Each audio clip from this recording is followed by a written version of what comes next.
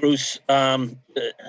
This game was obviously more than about one shift, but that opening shift with the first line with Bergeron's hit and Marchand had a hit there too. What did that do for the team? Well, they're the leaders of this team, Steve. So they need to set the standard in a lot of different ways. And, some of it is performance on the ice. Some of it is conducting yourself off the ice. Some of it's in the gym.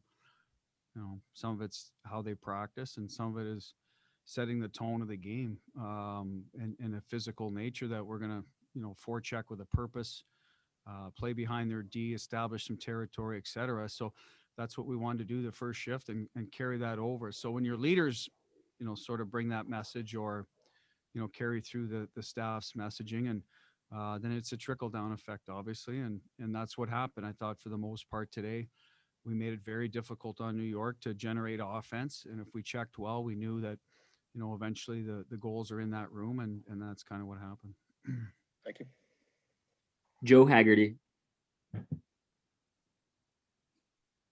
Hey, Butchie, for your mind, obviously there were a lot of positives today. What was the most encouraging thing that you saw in that win? It's a good question.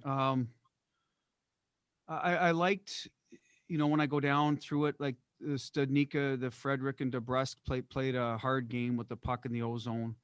They're young guys, and sometimes young guys get light. They want to make fancy plays. So I thought they did a real good job of generating offense, not just off the rush, but, protecting pucks, supporting one another. So that was definitely encouraging. I thought our back end bounced back very well in terms of, trying to stick to the game plan by playing north as much as possible, still making hockey plays, Hags, when there's a play to be made.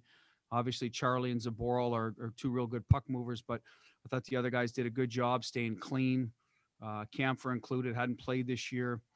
So those are the two, I guess, one forward and one in the back that, the emphasis then at the end was the togetherness on the ice, on the bench, just everyone kind of pushing everyone to play the right way. You guys don't see that sometimes on the bench. Obviously, you hear it. Hopefully it translates on the ice when you see guys sticking together. But that was the other part. When you start losing a little bit and it gets a little uncomfortable, teams can go different directions. And I've always found that this team, when there's a little bit of adversity, will come together and not split apart. So that's probably the biggest thing team-wise. And how much of a game changer is it too when Charlie Coyle's kind of feeling it like he is today, creating, shooting the puck, doing a lot of different things we saw today? Yeah, they've done a good job. They were a little quiet on Friday, but back at it today. I mean, listen, Kretsch is out.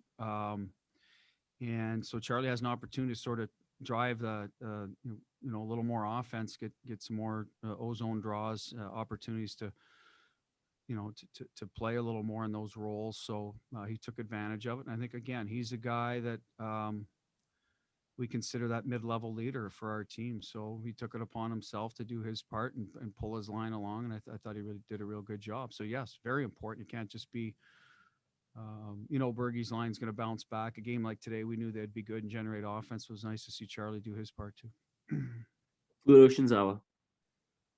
Bruce, a little bit different feel for your top pair. Was Zaboral up there? What did he show you in his game today? Well, sometimes you get two puck movers on a pair, Fluto, and they can be really effective as well if they're able to get past that first wave of forecheck, right? Then they're moving forwards, are getting pucks from both D and in good spots, and you're getting through the neutral zone, getting out of your end, maybe making some plays in the O-zone. So it just depends how the other team decides to play against the forward group that's against them. Are they going to make them hard on them? Are they going to get beat up the ice? Are they going to run through them or chip them every time they touch the puck? So it can work both ways. We've seen it with Grzelcyk, right? With Charlie, where they've been really good together. And they're both, more puck mover type of guys. So that was our thought process. It was a lot to ask back the other night up there, but until you see it, you just don't know. Losey's been able to pull it off, but he's a little more defensive minded guy. It's certainly a different mix than Zaboral, but well, we've looked at all three of them up there now, so that we're getting a read on some of these young guys where they best fit. Small sample size for Zaboral and Vac, but we'll see where it goes from there. Kevin Paul DuPont. Bruce, I got a couple of housekeeping things, but before that, Frederic's game seems to be evolving in two senses. He's getting some points. He had that fight with Washington, and he's also sort of this at least from where we're watching, and that's all we can do, this emerging personality with his smile, a little bit of yapping. You get that sense from him that it's emerging for him. It is. And I think, like I said before, he's been real disciplined. He got tagged the other day for a 10-minute with I don't know what the hell he did with the Matt Martin, other than two guys engaging why they picked him. Yesterday he gets Friday cross-checked in the head. And he takes, and it's a 2-2 by Johnson. And again, I don't know that he deserved to go to the box in that situation either. So yeah, he's starting to annoy people. He's a big body that can back it up. We're seeing growth in his game, as you said. He's getting some points. He's around the puck a lot more. He's shooting more. So it's a good thing for our team. It's as advertised. What we know when he was drafted, that he was going to be a big body that could play inside and needed some developing. And now you're seeing a bit of the edge to his game. And you never know who's going to sort of be a guy that's vocal on the ice and who's quiet. He's certainly vocal now, getting people's attention and willing to back it up. So you need players like that, Fluto. It's a long year. You need energy in different ways. And if that's what makes him a better player, then we're all for it, as long as he doesn't cross the line, or when he does, we reel him in. So far, I think it's been done with a great amount of discipline, and he's gotten better, in every stretch of sort of 10 games. And then that's what you hope for, right? As the year goes on, you get yourself a better player, and this year in April, let's say, than you did when you started in January. Last question, Dan Roach. Bruce, kind of summing that all up, but with what you guys saw Thursday and Friday, today you get the hits via leadership, and then the goal from Charlie, and kind of shut him down after that. How much was that getting back to Boston Bruins hockey in your mind, from what you saw from start to finish? I think it was all getting back to our game, and I didn't think we were, probably people will disagree. I didn't think we were that far off from our game. I said that before. We won some games, the ones up here, where I didn't think we were a 60-minute club. We lost some badly, and I thought we were not lousy for 60 minutes those last two games either. So we were somewhere in between there. It wasn't consistent enough, Dan. So tonight I thought from the first shift on till essentially the last shift, we're going to play the same way no matter who rolls over the boards. And that's what I loved about our game today.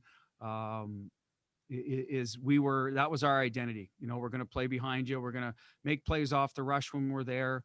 We're going to be hard. We're going to be physical. We're going to protect the front of our net. We're going to go to the front of their net, and it helps to get a goal from Frederic, like going to the net where you get the tip go your way. I mean, on the power play right before that, Charlie hits the post. Rebound sitting there. We would take a couple whacks at it, and it looked like it's going to be like one of those days again where we couldn't quite find the back of the net, but we got one later. Obviously, Coyle got us going, but the Frederic one extends the lead. Now you start feeling even better about your game.